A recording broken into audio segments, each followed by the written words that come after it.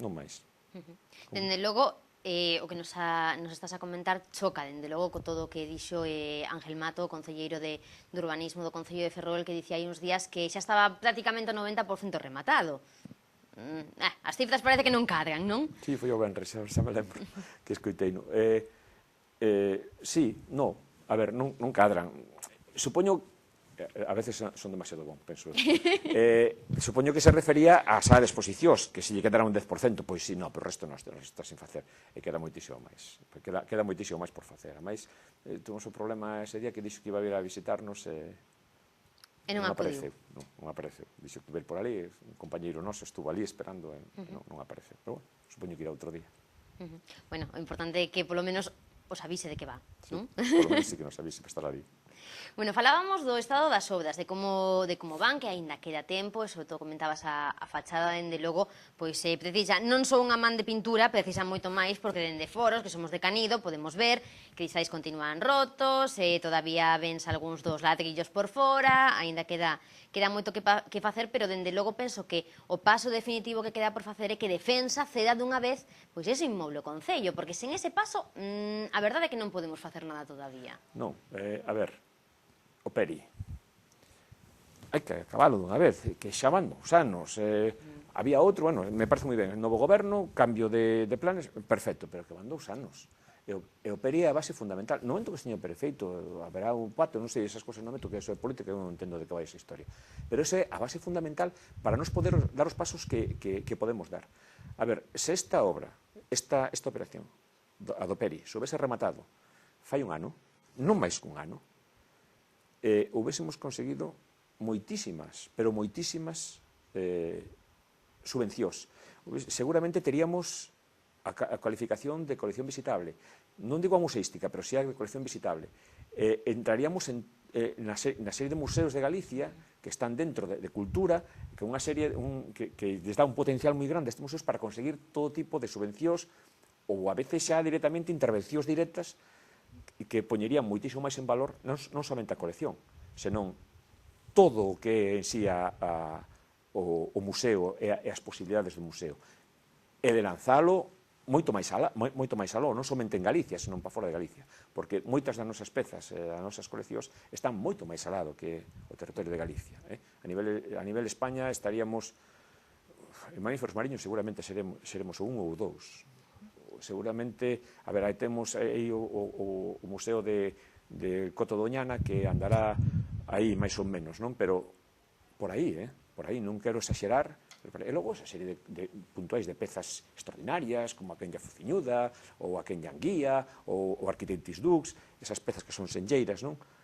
Bueno, non sei, todo eso poderíamos poñelo en valor, pero xa desde as institucións, desde outro punto de vista.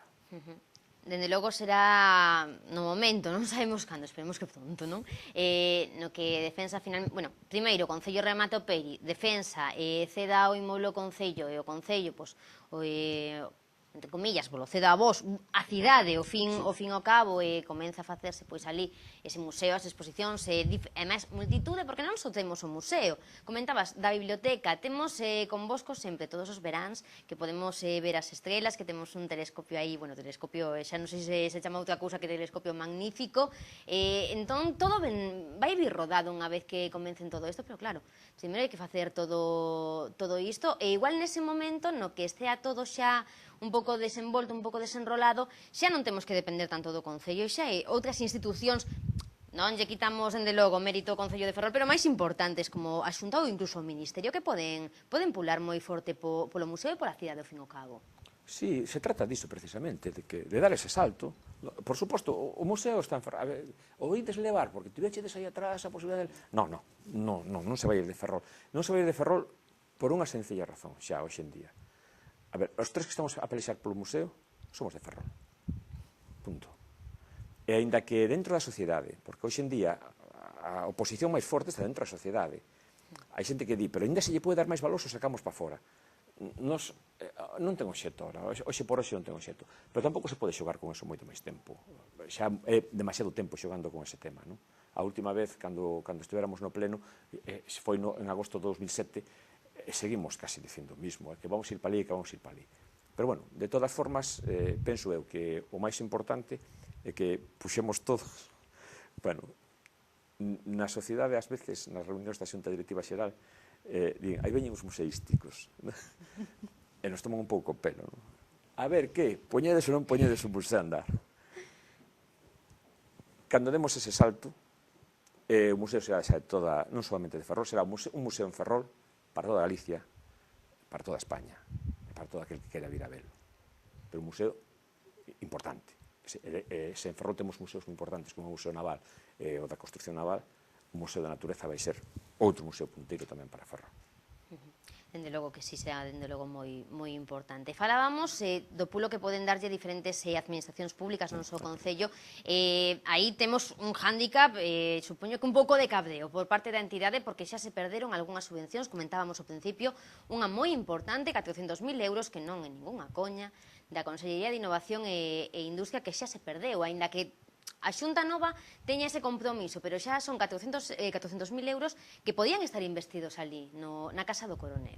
Sí, e máis, se fixo, hai unha peza pequeniña que chaman Coronel Antonio García Martín, me parece que así o nome, que é unha peza pequeniña que está ao lado.